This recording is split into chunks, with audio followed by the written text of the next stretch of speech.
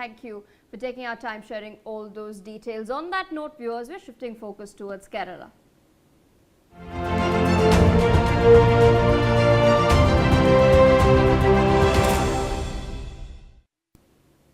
Kerala is all set to get a new Congress-led UDF government as V.D. Satheeshan takes oath as Chief Minister at the Central Stadium in Thiruvananthapuram today. Governor Rajendra Vishwanath Arlekar will administer the oath to Satheeshan and his 20-member Council of Ministers.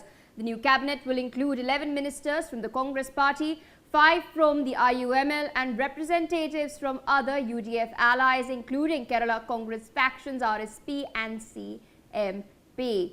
Senior Congress leaders Mallikarjun Kharge, Rahul Gandhi and Priyanka Gandhi Vadra are all expected to attend the swearing-in ceremony very soon. Satheeshan is widely seen as the key strategist behind the Congress-led UDF's comeback in Kerala after the left front completed 2 consecutive terms in power. On that note, viewers, let's take a look at who are the 20 cabinet ministers all set to take oath beside V.D. Satheeshan. Now, he's of course been the leader of opposition in the previous tenure, last 5 years that were led by Pinarayi Vijayan in the state, and now he's all set to be the chief minister. So let's take a look at the 21-member ministry. At the top here, V.D. Satheeshan will be taking oath as the chief minister of Kerala. Then you have P.K. Kunthalakutty from the IUML, Ramesh Chennithala from the Congress party, Sunny Joseph from the Congress as well, K. Muralidharan from the Congress, Mons Joseph from Kerala Congress faction as well. You also have N. Shamsuddin from the IUML, AP Anil Kumar from the Congress, CP John from the CMP, Anup Jacob, I beg your pardon, from Kerala Congress. Then you have Shibu Baby John from the RSP. Then you have PC Vishnunath from the Congress party, Roji M. John from the Congress, Bindu Krishna from the Congress as well, M. Liju from the Congress, K. M. Shaji from the IUML. Then you have P.K. Bashir from the IUML as well, V.E. Abdul Ghafoor from the IUML, T. Siddique from the Congress, K. A. Tulasi from the Congress and O. J. Janish from the Congress as well. So 11 from the Congress, 5 from the IUML, and other local factions like the RSP, CMP are also getting representation. Let's take a look at the who's who of Team Satheeshan. First up, Ramesh Chennithala, former leader of opposition in the Kerala Assembly, ex-KPCC president and former Home Minister of Kerala as well. He is a stalwart of the Congress party, poised to be included in the cabinet. We also have P.K.